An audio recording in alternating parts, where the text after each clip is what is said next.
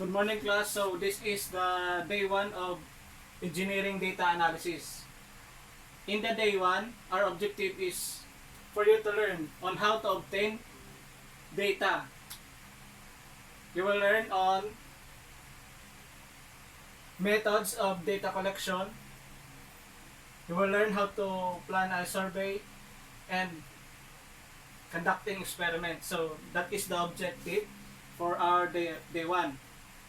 So, obtaining data, or why do we need to collect a data? So, we need a data is to learn or gain knowledge about something important. So that's why we need to gain a data. So, example, I want to know the number of EE students in CSPC. Or I want to know the number of COVID case in Naga. So that is example of a research or the data that we need to want to know.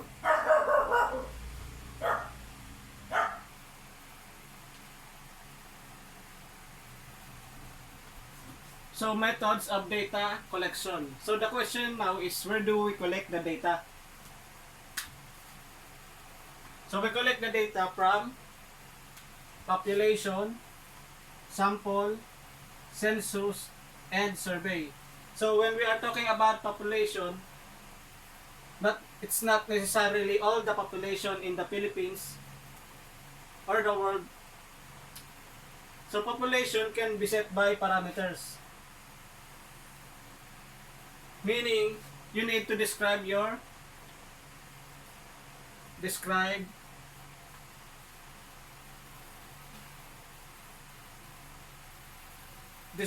or specify your population. So sample, the next is sample. Sample is a part of population and represent a population.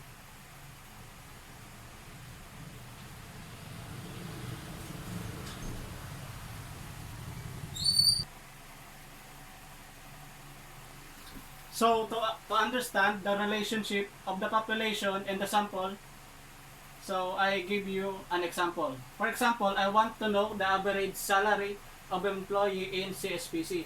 So the number of population is 5,000.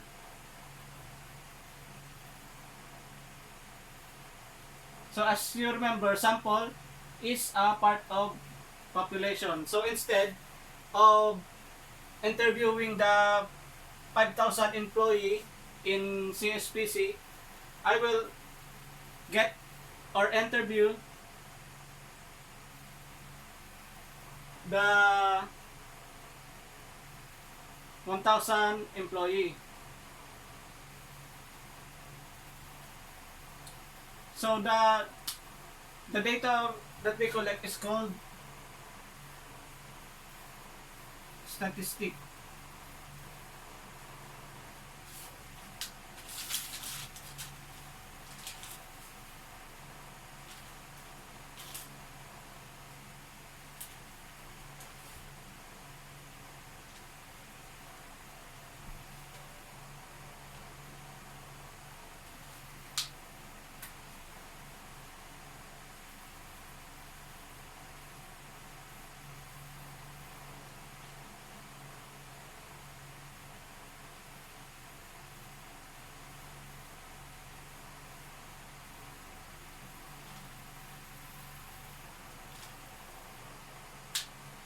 So the data is the average or percentage of the salary and the percentage of the population. So that is the relationship between the sample and the population.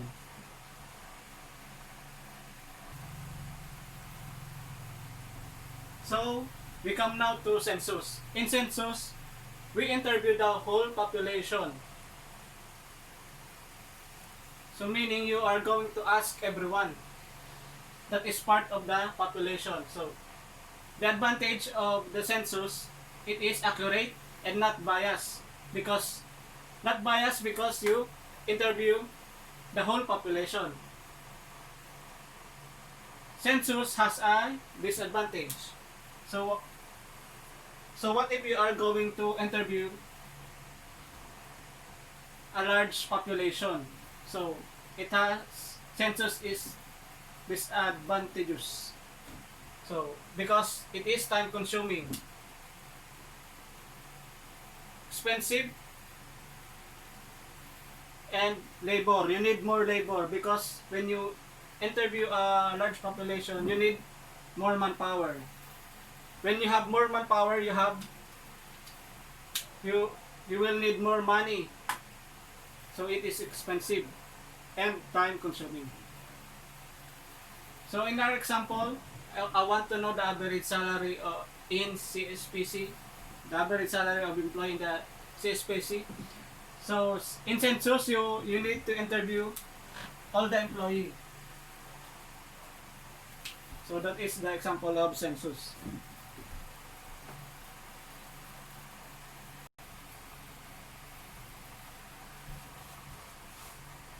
So we are now in survey. Survey is you ask questions that represent everyone through a questionnaire.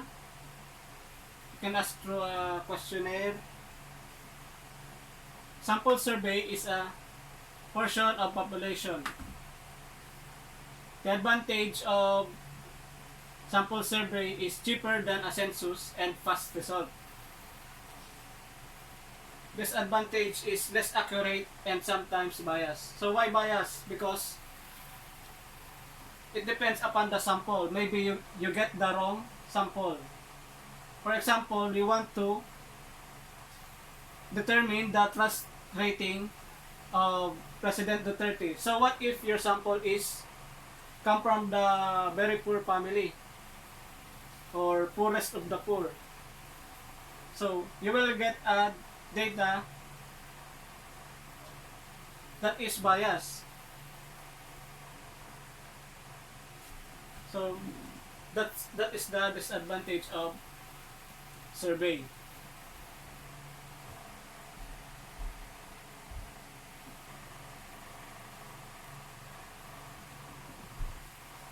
So to control a bias in your data, we need to organize or design a survey. Number one, what is the question or what is the data that you want to know? Number two is whom to ask.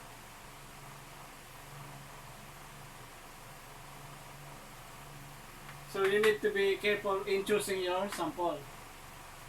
Number three is how do we collect the information? It can be through a text or face-to-face interview or through the internet. So how to ask? Number four is how to ask. What order you put in things in conducting interview and analyzing the report.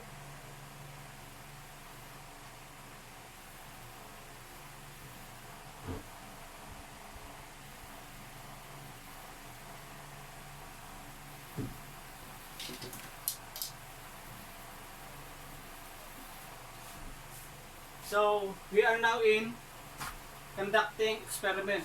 So I will give you example. So example, the close up and happy toothpaste. So we have a surveyor. The surveyor will give a toothpaste to a sample, which is 50 male and 50 female to avoid bias. So the surveyor didn't know the brand of the close up and happy toothpaste. So he will give the toothpaste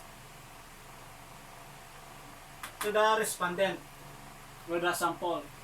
Two toothpaste that has no brand, no name. So to avoid bias, I gave a 50 male and 50 female sample. same sample. That will give their feedback and satisfactory rating to know which is the good quality of toothpaste, the close-up or the happy. So that is an example of conducting a experiment.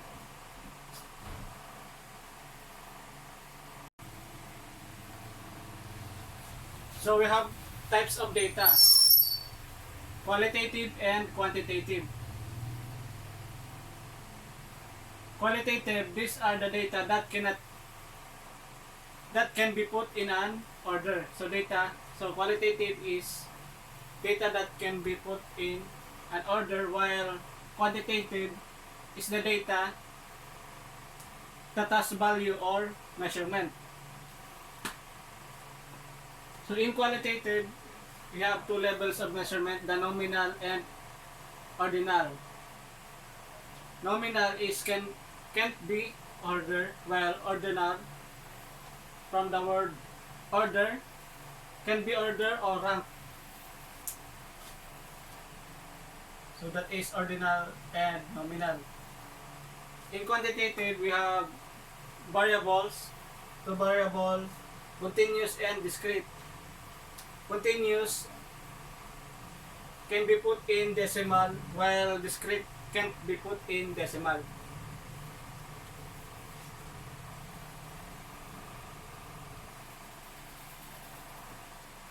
To give you a deep understanding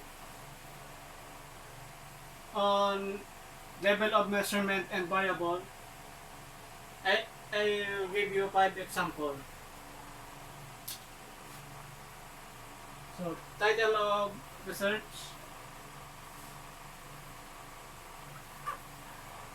So, weight of a children. So, ordinal. We can order the weight of the children.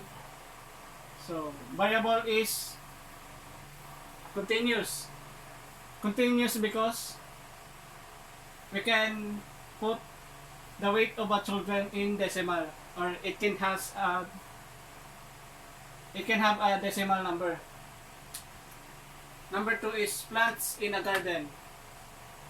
So nominal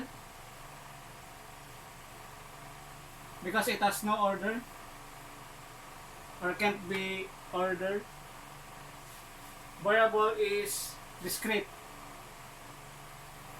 So the name of the plant has no decimal, or it cannot be in decimal. Number 3 is population in the Philippines. So we can make it in order, so it is ordinal. So discrete. So why discrete? Because population has no decimal or 0.5. For example, 0.5, though. So we cannot cut a person into half. So it is discrete. Number 4 is body temperature. So ordinal. Variable is continuous. It can have a decimal. So number 5 is brand of a laptop. Nominal. It cannot be ordered. Variable is discrete.